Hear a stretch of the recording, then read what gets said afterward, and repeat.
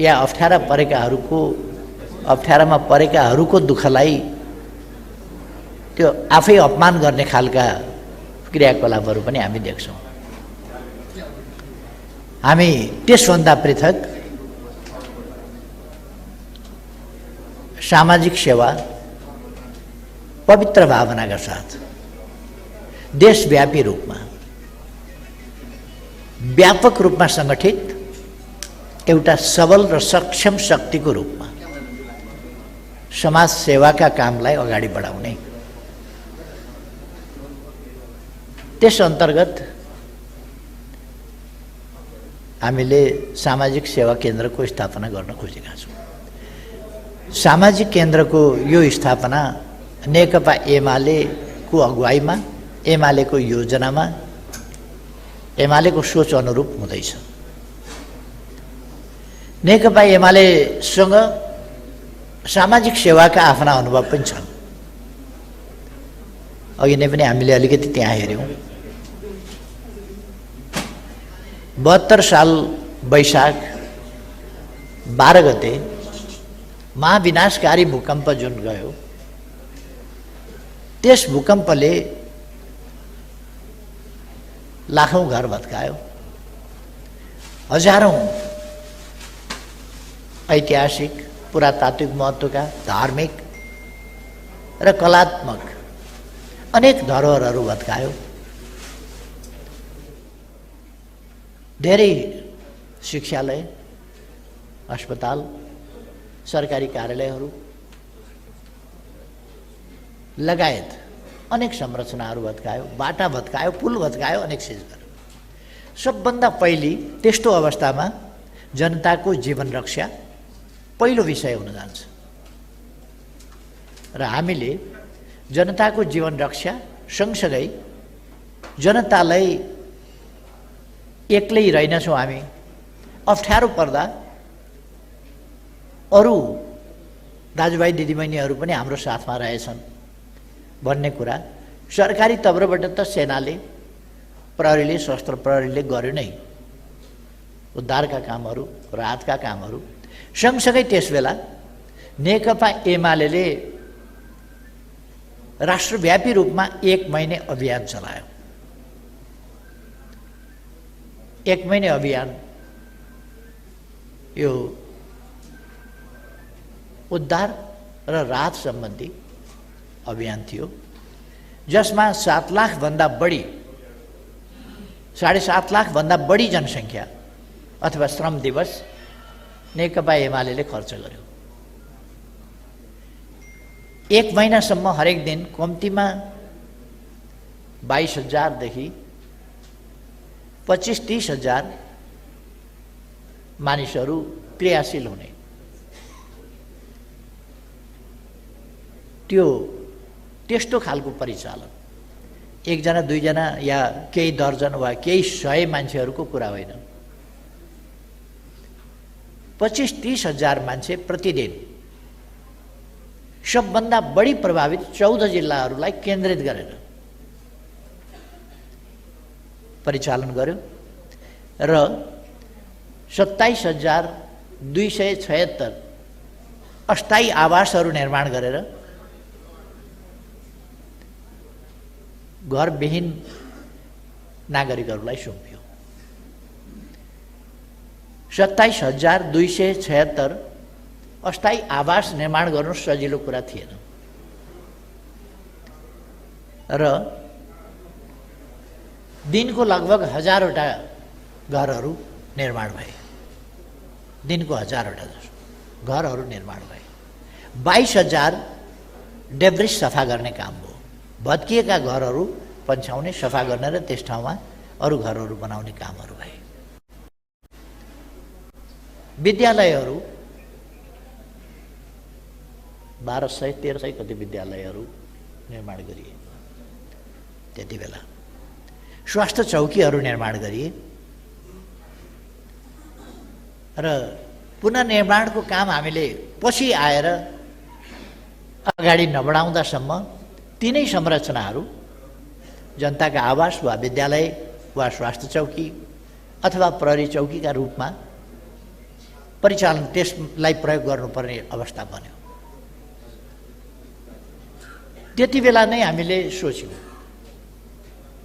कि हामीलाई सामाजिक सेवाका लागि एउटा सङ्गठित प्रयास, सङ्गठित अभियान सञ्चालन गर्न जरुरी छ। यसका निम्ति हामी एउटा फन्ड तयार गर्दछौँ, कोष तयार गरेर राख्छौँ। अघि नै मोती दुगडजीले पनि राखिसक्नुभयो। फन्ड कहाँबाट आउँछ भन्दा हामीसँग महाधिवेशनमा रजिस्टर्ड गरिएको सदस्य सङ्ख्या,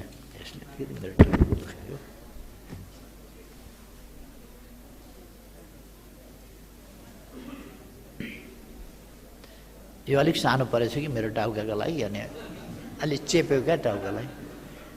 सबैलाई सुख दिने भन्ने आफ्नो टाउको चाहिँ चेपेर किन दुखाउने फेरि, त्यसो भएर यसलाई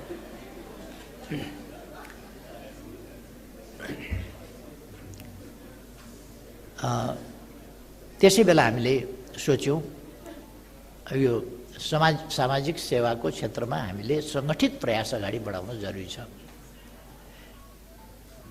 यस्तो सामाजिक सेवाका लागि सबभन्दा पहिले मन चाहिन्छ।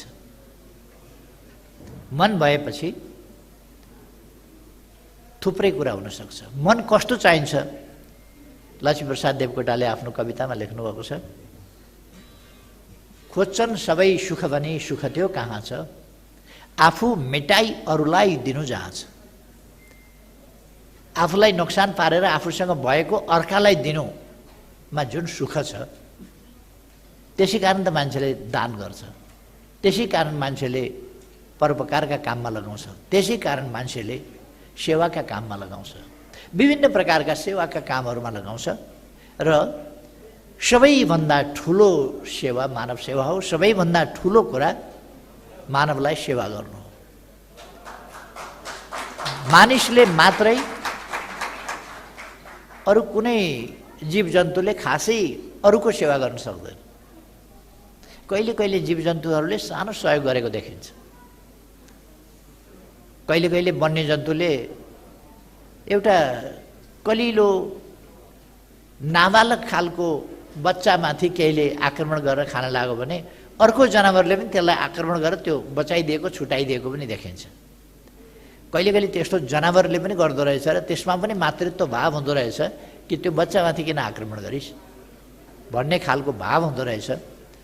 अथवा उनीहरूमा पनि एक खालको चेतना, एक खालको स्नेह, एक खालको वात्सल्य। रोमको इतिहासमा हामी देख्छौँ त्यहाँ रोम कसरी निर्माण भयो, कसरी भयो भन्दाखेरि त्यहाँ एउटा कुन जनावरले दुध खुवायो र त्यसरी त्यहाँको सृष्टि चाहिँ अगाडि बढ्यो। त्यो जनावरले दुध खुवाएर बच्चा बचाएर अनि त्यहाँको सभ्यताको अगाडि बढाएको थियो भन्ने कथा आउँछ त्यसमा। यस्तै अनेक ठाउँमा त्यस्ता कुराहरू छन्। हाम्रा शास्त्रहरूले के भन्छन्? 18 पुराणमा व्यासले के भनेका छन् भन्दा अष्टादश पुराणेषु व्यासस्य वचनम द्वयम्। व्यासका जम्मा 18वटा पुराणमा व्यासले जम्मा 2टा कुरा भनेका छन्। परोपकार पुण्याय पापाय परपीडनम। पुण्य भनेको परोपकार गर्नु हो र अर्कालाई पीडा दिनु, दुःख दिनु भनेको पाप हो। वास्तवमा हो नै त्यही। समाज विकृत विद्रूप किन भयो? नराम्रो समाजमा नराम्रोपन किन भयो? समाजमा किन अपमान, हेला होचो, थिचोमिचो, अन्याय अत्याचार किन हुन्छ भन्दा अर्कालाई दुःख दिने नियत मनसाय केही मानिसहरूको हुन्छ। त्यसैबाट समाज कुरूप किन भएको छ? समाज त, मानव समाज त असाध्यै सुन्दर समाज हो नि। यति सचेत, यति सुन्दर। आजको दुनियाँमा हेर्ने हो भने सुविधा र विकास र सुविधाले युक्त यो मानव समाज आज पनि भोकले तडपिनु पर्ने समाज होइन। आज पनि अन्यायमा तडपिनु पर्ने समाज होइन। तर मान्छेले जब स्वार्थान्ध हुन्छ स्वार्थबाट मान्छे जब अन्धो हुन्छ त्यसपछि उसले विवेक बिर्सिन्छ, न्याय बिर्सिन्छ, उसमा अहङ्कार पैदा हुन्छ र उसमा परपीडक भाव पैदा हुन्छ। हामी त्यस्तो भावबाट माथि उठेको सेवातर्फ देशलाई लान चाहन्छौँ, मुलुकलाई लान चाहन्छौँ र हरेक मानिस हाम्रा शास्त्रहरूले भने जस्तै सर्वे भवन्तु सुखिनः सर्वे सन्तु निरामया हो त्यसमा लान चाहन्छौँ। सर्वे भद्राणि पश्यन्तु मा कश्चित् दुःख भाग्जन। कोही पनि दुखित हुन नपरोस्, कोही पनि त्रसित हुन नपरोस्, निर्भय वातावरणमा मानिस बाँच्न पाउन् र सबै सुखी हुन्। त्यसका लागि मानवमा मानवीय भावना एउटा त हाम्रो यो आज हामीले घोषणा गर्न लागेको सामाजिक सेवा केन्द्र, समाजको सेवा गर्नका लागि स्थापित हुने यो सामाजिक सेवा केन्द्र, यसले मानवमा मानवीय भावना पैदा गर्न खोज्दछ र विस्तार गर्न खोज्दछ। मानवमा अमानवीय भावना, परपीडक भावना, सबै विकृत भावनाहरू, शोषणकारी भावनाहरू, दमनकारी भावनाहरू वा विभेदकारी भावनाहरू सबै अमानवीय हुन्। तिनीहरू सही शिक्षा र सही चेतनाको अभावमा होला, ठुलो ठुलो सर्टिफिकेट लिएका होलान् मानिसले, तर सही चेतनाको अभावमा पैदा भएका विकृत भावनाहरूबाट सिर्जित कुरा हुन्। त्यसकारण हामी चाहन्छौँ समाज जस्तो हामीले भनेका छौँ, नेपाली समाजको गन्तव्य के हो, नेपाली समाजले चाहेको के हो, नेपाल राष्ट्र के चाहन्छ भन्दा समृद्ध नेपाल चाहन्छ, सुखी नेपाली चाहन्छ। हामीले भन्ने गरेका छौँ समृद्ध नेपालका दुईटा पक्ष छन्। एउटा सामाजिक प्रबन्धको पक्ष, जसभित्र राज्यको सुशासन, सुसञ्चालन, कानुनी राज, न्याय र राज्यका सबै अङ्गहरू यथोचित ढङ्गले, ठिक ढङ्गले काम गरून्, यो कुरा एउटा पक्ष छ। स्वच्छ समाज होस्, स्वच्छ राज्य होस्, राज्य अनुचित क्रियाकलाप, गैर कानुनी क्रियाकलाप नियन्त्रणका लागि होस्, आफै समेत भ्रष्टाचारी हुने राज्य नहोस्।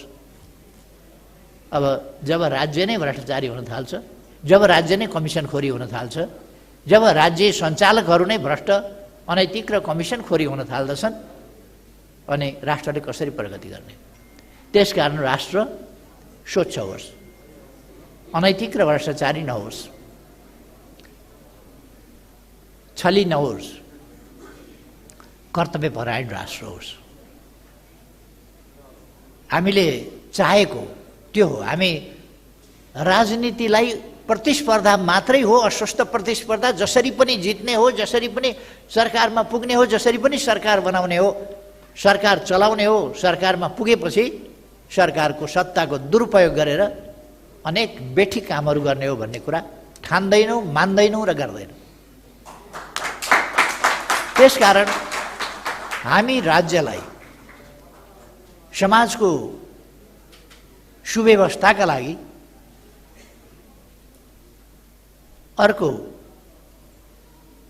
स्वच्छताका लागि, अर्को विकासका लागि, अर्को सामाजिक न्याय समानताका लागि, अर्को सुरक्षा र सम्मानका लागि, यी चिजहरूका लागि हामी राज्यको सदुपयोग गर्नुपर्दछ भन्ने ठान्छौँ र जनताको सेवा गर्नुपर्छ र पछाडि परेको हिस्सालाई अगाडि बढाउनुपर्छ, अप्ठ्यारोमा परेकालाई सहजता दिने काम गर्नुपर्दछ राज्यले भन्ने ठान्छौँ। हामी राज्यमा सरकारमा छँदा राज्य त्यसै गरी चलाउँछौँ, छैनौँ सरकारमा भने बाहिर हुँदा त्यसै गरी राज्य चलोस् भन्ने कामना गर्दछौँ र राज्यलाई त्यसै गरी हामी सञ्चालन गर्न आफ्ना प्रयासहरू जहाँ हुँदाखेरि पनि अगाडि बढाउँछौँ। यसै प्रसङ्गमा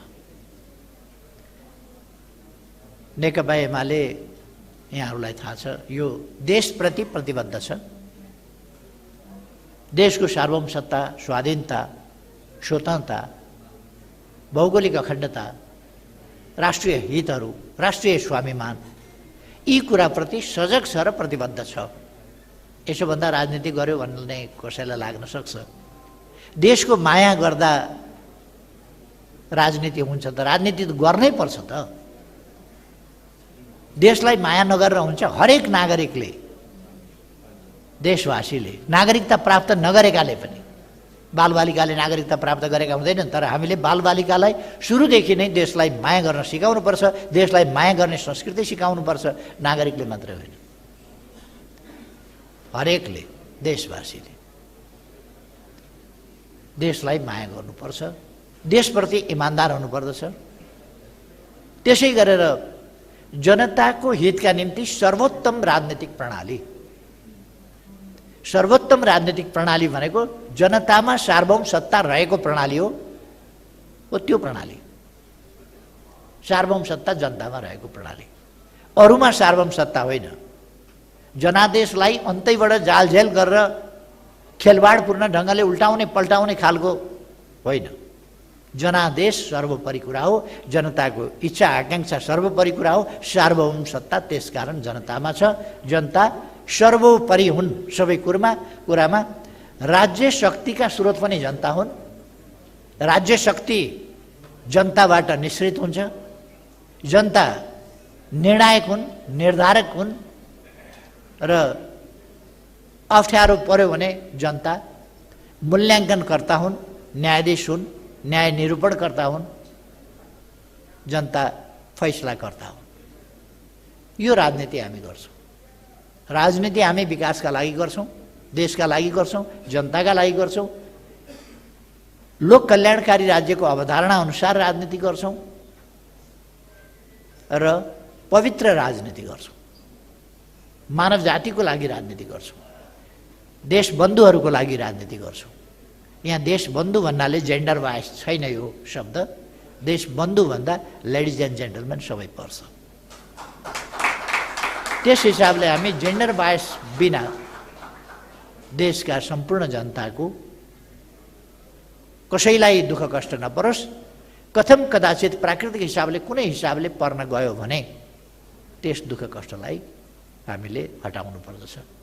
त्यसकारण हामी सरकारमा नहुँदा पनि हामीले भूकम्पको समयमा जुन सेवाका कामहरू हामीले गरेका थियौँ, जुन कर्तव्य हामीले गरेका थियौँ, त्यो अरू पार्टीले गर्न सक्दैन, सकेको थिएन कसैले र सक्दैन पनि।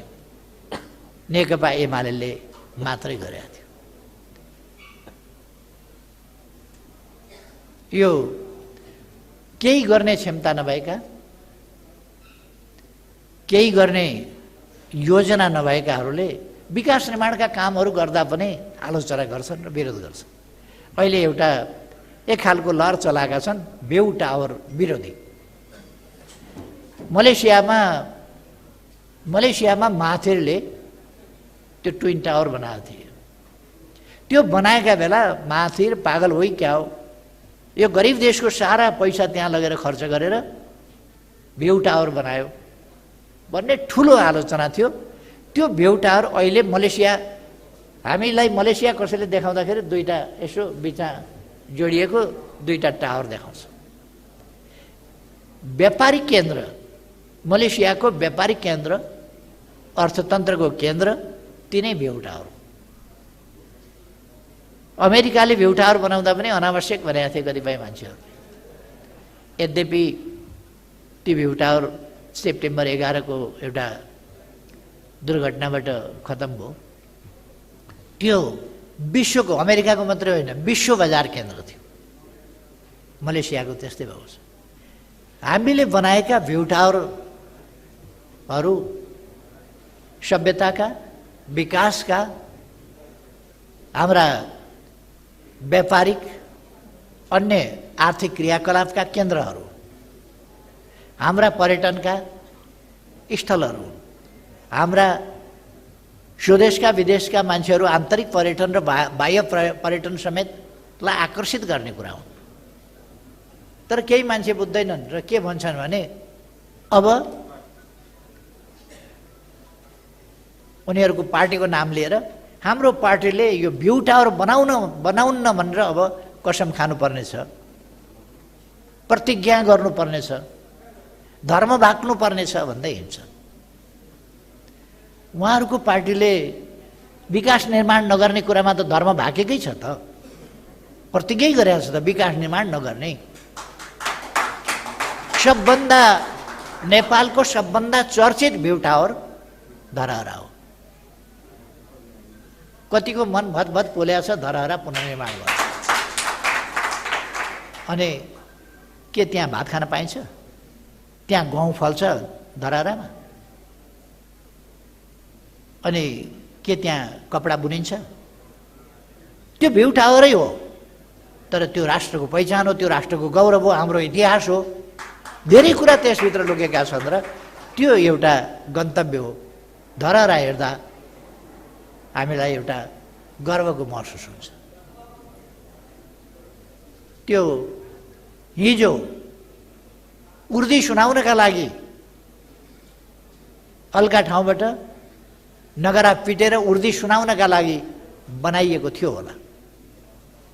अब उर्दी सुनाउनका लागि होइन, त्यहाँ गएर आफ्नो गौरव सम्झिनका लागि हामी त्यहाँ जान्छौँ।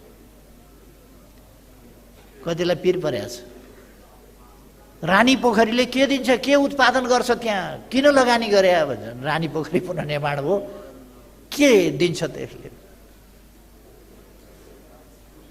दरबार हाई स्कुल नबनाएको आदमी हुन्थ्यो होला, यसो बाँसका किला गाडेर फुसको छानो यसो लगाएर पनि केटाकेटी पढाउँदा हुन्थ्यो होला। दरबार हाई स्कुल किन बनाएको भन्ने पनि कतिलाई पर्यो होला। यो पनि उत्पादनमूलक भएन। यो उत्पादनमूलक भनेको उत्पादनमूलक भनेको र त्यसका विभिन्न पक्षहरू, मलाई अचम्म लाग्यो त्यो कुरा सुन्ने बित्तिकै अचम्म लाग्यो। 2-4 दिनदेखि अलिक दिनदेखि म सुनिराखेको छु। के गजब लागिराखेको छ भने यिनीहरू सङ्गीत सुन्छन् कि सुन्दैन? भयो सङ्गीतबाट त चिया पनि आउँदैन, खाजा पनि आउँदैन, केही पनि आउँदैन त। सुन्छन् कि सुन्दैनन् सङ्गीत? यिनीहरूले नाटक हेर्छन् कि हेर्दैनन्? यिनीहरूलाई चित्र बनाउन मन लाग्छ कि लाग्दैन? चित्र बनाएपछि हेर्न मन लाग्छ कि लाग्दैन?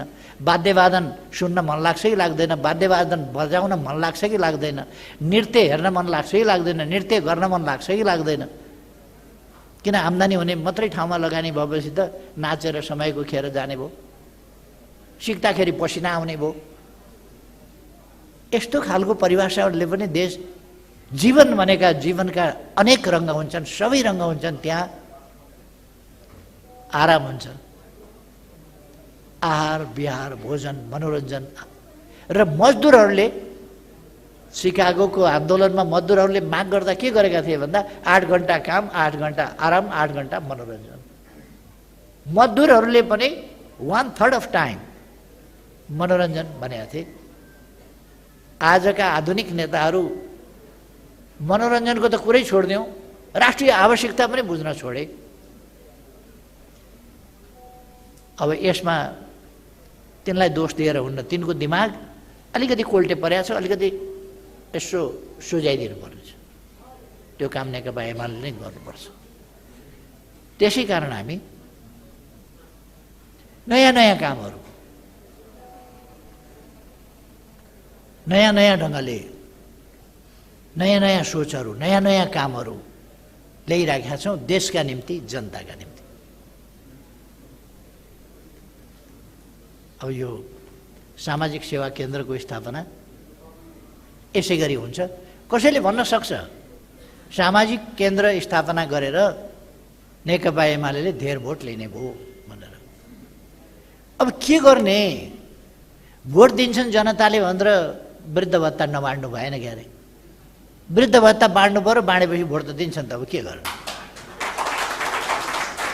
शारीरिक रूपमा अशक्तता भएका व्यक्तिहरूलाई नहेर्नु त भएन। सक्नेलाई रोजगारी, सक्नेलाई काम, नसक्नेलाई हेरविचार त गर्नु पर्यो नि त सरकारले। त्यसकारण हामीले त्यो गर्यौँ। अब पूर्व पश्चिम हाइवे चौडा गर्दैछौँ, पूर्व पश्चिम रेल बनाउँदैछौँ, जनकपुरमा रेल किनेर ल्याएका छौँ। हिजोदेखि उता गएर बत्ती बाल्नु क्या होइन, कता रिबन काट्नु, रेल किनेर ल्याइदिएको थियो, पटरी ओछ्याइदिएको थियो। बिजेपीको हेडक्वार्टरबाट कि कहाँबाट गर्नु? ए हैदराबाद हाउसबाटै गर्नुभएछ। खैर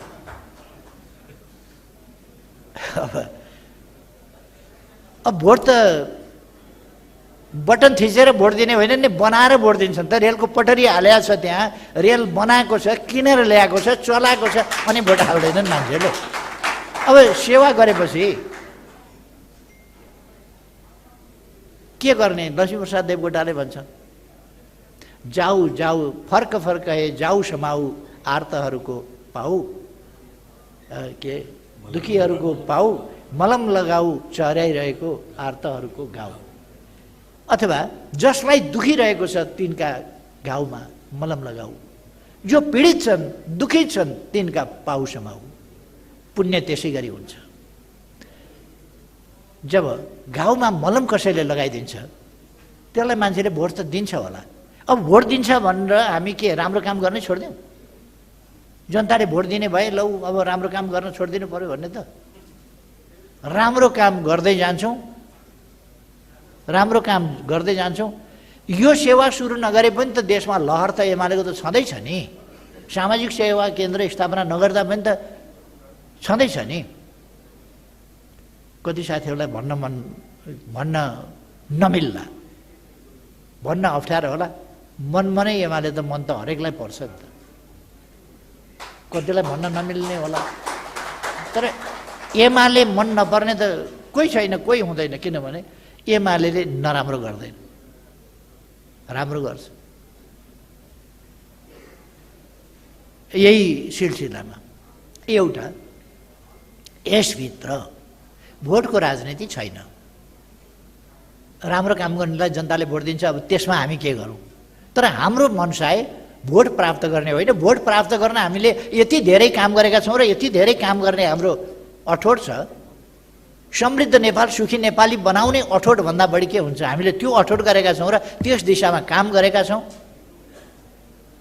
यसरी नेपाललाई नै समृद्ध, सिँगै नेपाललाई समृद्ध बनाउने, हिमाल पहाड तराई जहाँसुकै होस्, पूर्वदेखि पश्चिमसँग, जुनसुकै पेसा व्यवसाय, जुनसुकै जात जातिको, जुनसुकै धर्म मान्ने जोसुकै होस्, हरेक नेपाली सुखी हुनुपर्दछ र नेपालका कुना काप्चा सबै विकसित हुनुपर्दछ र नेपाली नागरिकले आधुनिक सुविधा सहुलियत प्राप्त गर्नुपर्छ।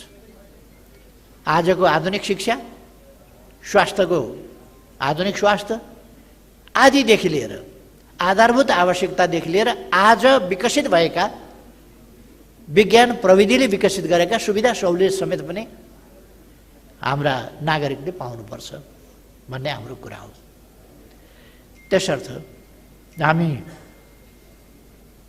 त्यही भावनाका साथ यो राजनीतिसँग नजोडी, भोटसँग नजोडी, नेकपा एमाले नै गरेको हो, तर एमालेका लागि होइन, जनतालाई सेवा पुर्याउनका लागि, केही लिनका लागि होइन। फिस लिँदैन, शुल्क लिँदैन। स्वास्थ्य शिविर चलाउला, शुल्क लिँदैन। अप्ठ्यारोमा परेकालाई सहयोग गर्ला, शुल्क लिँदैन। निःशुल्क गर्छ। जे पनि जे खर्च लाग्छ आफ्नै तर्फबाट। अघि मैले भने हाम्रो पार्टीको महाधिवेशनमा रेकर्ड गरिएको सदस्य सङ्ख्या 8,55,453। 100 रुपियाँ मात्रै उठाउने हो भने केही करोड त भइहाल्छ। 100 रुपियाँ भने के होइन, हजार रुपियाँ उठाउन सकिन्छ। 8 लाख 1000 हुँदाखेरि कति भयो? यो त हाम्रा निम्ति अलिकति रकमको, 2-4 करोड रकमको ठुलो कुरो होइन। हामी गर्न सक्छौँ र मानवीय सेवाको भावका साथ हामी अप्ठ्यारोमा परेकालाई, यो लग्जरीका लागि होइन, हामी कुनै लग्जरीका लागि गरिराखेका छैनौँ र कुनै आफ्ना निम्ति होइन। अर्को कुरा, यसमा हामी अरू जो यससँग सहमत छैन, अरूसँग पनि कुनै आग्रह गर्दैनौँ। जो स्वेच्छाले दिन तयार हुन्छ त्योसँग मात्रै हामी यसमा सहयोग गर्न, सहयोगका हात जुटाउन आग्रह गर्छौँ। जो त्यसका निम्ति तयार छैन त्यसमा कुनै प्रकारको कर काप आदि इत्यादि इहलोक परलोक देखाएर होइन भने नर्क जान्छौ भनेर तर्साएर पनि हामी माग्दैनौँ।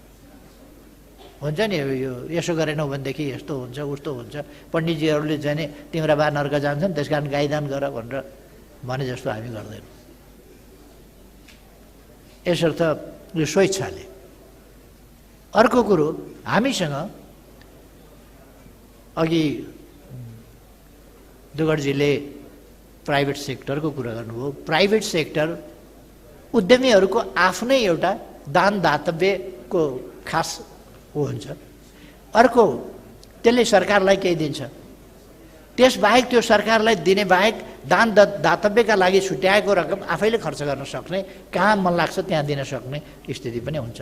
अर्को, त्यो बाहेक पनि दिन चाहने गर्न चाहने ठाउँहरू हुन्छन् र त्यसमा मानिसले गर्न खोज्छ। यस्ता मात्रै स्रोत परिचालन गर्छौँ हामी। वैदेशिक सहायता यसमा लिँदैनौँ। वैदेशिक सहायता लिने होइन। एउटा, फोर्सिबली कसैलाई करकापसँग गर्दैनौँ। दोस्रो, एकदम स्वेच्छाले जसले गर्छ, कसैलाई करकापसँग सामाजिक सेवाका काममा लाग्नुपर्छ भनेर पनि करकाप गर्दैनौँ। यो आफ्नै भावनाका साथ भोलि गएर यसमा लामबद्ध हुने मान्छे, पङ्क्तिबद्ध हुने र म पनि काम गर्छु भन्ने मान्छे थुप्रो हुनेछ। त्यसर्थ यसमा कुनै कम हुँदैन। अर्को कुरा, यो हाम्रो आफ्नै स्रोतको परिचालन हो भनेर अपारदर्शी हुँदैन। यसको हिसाब किताब हामी अडिट मात्रै होइन सार्वजनिक पनि गर्छौँ। यो बकाइदा हामी उसमा राखिदिन्छौँ, हामी वेबसाइटमा राख्छौँ कि यसको वेबसाइटमा यसको हिसाब किताब आम्दानी खर्च पनि राखिदिन्छौँ।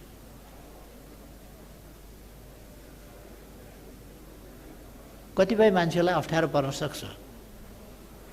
नेकपा एमाले स्थापना गरेको सामाजिक सेवा केन्द्रमा सहयोग गरेछ भन्दा कतिपयलाई व्यापारिक क्षेत्रमा अप्ठ्यारो पनि पार्न सक्छन्। किन यो त पापीहरूको जमाना छ, फेरि अलिकति भन्न नहुने। तर अहिलेको सरकार नै यो अपराधी मानसिकता, अपराधी उद्देश्यबाट सिर्जना भएको सरकार हो। यो कुनै राजनीति गरेको होइन, यो देशका लागि भन्नुपर्ने कुरा। यस्तो पनि हुँदो रहेछ देशमा भने यस्ता ठाउँमा यस्ता कुराहरू के हुन्छन् के हुँदैनन् केही पनि भन्न सकिन्न। त्यस्तो ठाउँमा फरक ढङ्गले दान दातव्य मान्छेले गर्न सक्छ। त्यसमा अहिले मैले धेरै केही भनिरहनु पर्ने जस्तो लाग्दैन। यसरी हामी समाजसेवाका, अघि नै हाम्रो कुरा भयो, पहिरो पीडितहरू, बाढी पीडितहरू, आगलागी पीडितहरू, यस्ता प्राकृतिक विपत्तिहरूका सन्दर्भ वा अरू कतिपय यस्ता सन्दर्भ हुन्छन् जो आकस्मिक प्राकृतिक विपत्ति होइन, त्यसबाहेकका अरू सन्दर्भ पनि हुन्छन् भने मानवीय पक्षबाट, मानवीय दृष्टिकोणबाट हामी यस्ता कुराहरूलाई चाहिँ सम्बोधन गर्न कोसिस गर्छौँ परोपकारी हिसाबले। र यसको सम्पूर्ण उद्देश्य भनेको फिलान्थ्रोपिक परोपकारी उद्देश्य हो, मानव सेवाको उद्देश्य हो। पारदर्शी ढङ्गले यो हुन्छ र नेकपा एमालेको युवा विद्यार्थी पङ्क्ति मूलतः यसमा परिचालन हुन्छ र अरू साथीहरू पनि जो एमालेमा संलग्न छैन, एमाले भन्दा पृथकै पनि यसमा सरिक भएर काम गर्न सक्दछ। यो स्थापना गरेको र खोलेको र चलाएको, अगाडि बढाएको यसको प्रोटेक्सन एमाले गर्छ। तर यसको कन्डक्ट, यसको सञ्चालन एमालेको मात्रै होइन र यो काम पनि एमालेको मात्रै होइन।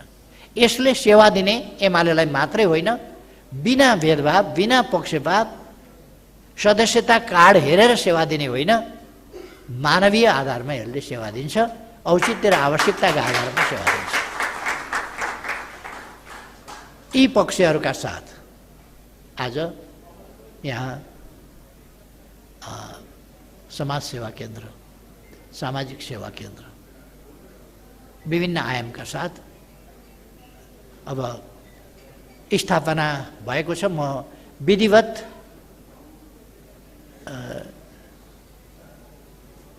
सामाजिक सेवा केन्द्र स्थापना भएको विधिवत घोषणा गर्दछु र यस कामको संयोजन, यसलाई अगाडि बढाउने कामको यो बल्ल आज प्रारम्भ भएको छ।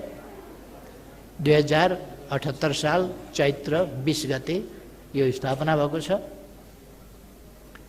र आजबाटै यसले आफ्ना कामहरूलाई प्रारम्भ गर्नेछ र अघि दुगडजीले भनिसक्नुभयो अर्को वर्ष चैत्र 20 गते हामीले के काम गर्यौं त, यो एक वर्षको अवधिमा के काम गर्यौं, हाम्रो औचित्य, हाम्रो कामको महत्त्व हामी प्रस्तुत गर्नेछौँ पारदर्शी ढङ्गले। के गरियो भन्ने कुरा। हाम्रा थुप्रै समाज सेवामा अत्यन्तै मानवीय भावनाका साथ लाग्न चाहने साथीहरू हुनुहुन्छ, युवाहरू हुनुहुन्छ। म सबैलाई यस काममा, समाज सेवाको यस अभियानमा सरिक हुन सम्पूर्ण देशभरिका युवाहरू, विद्यार्थीहरू, अरू समाज सेवामा रुचि राख्ने सम्पूर्ण दाजुभाइ दिदीबहिनीहरूलाई निजी क्षेत्र र व्यावसायिक क्षेत्र, विभिन्न पेशा व्यवसायमा रहेका साथीहरू सबैलाई पनि आग्रह गर्न चाहन्छु यसमा सरिक हुनका लागि।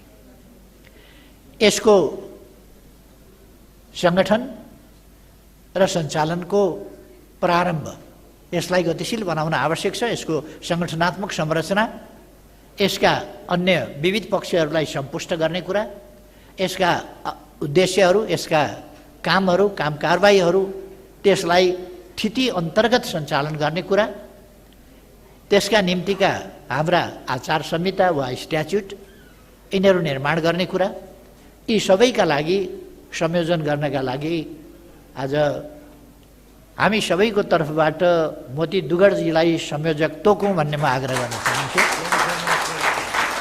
मन्जुर छ होइन त? बेसरी सबैले अलिकति ताली बजाउँ त।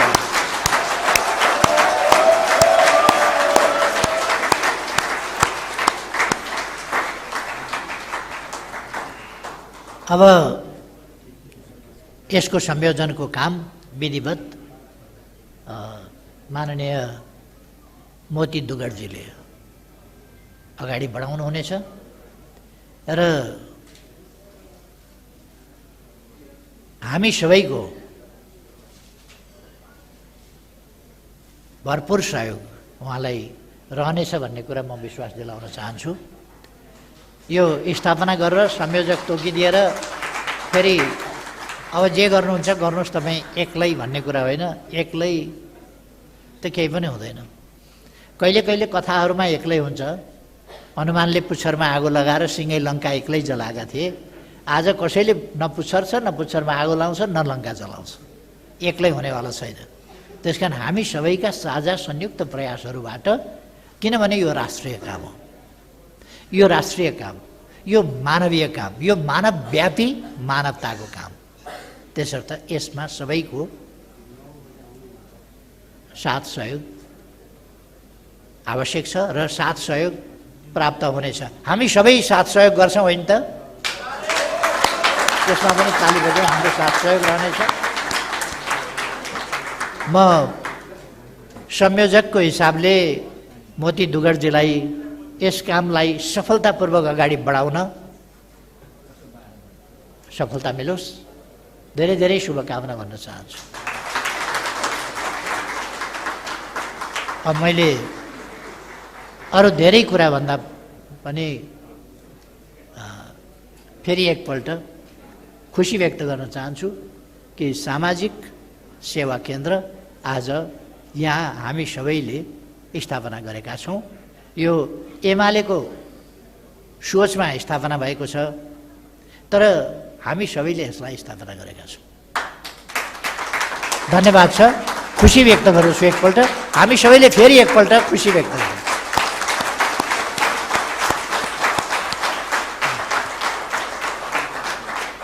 धन्यवाद सबैलाई। कुशल मङ्गल रहोस्।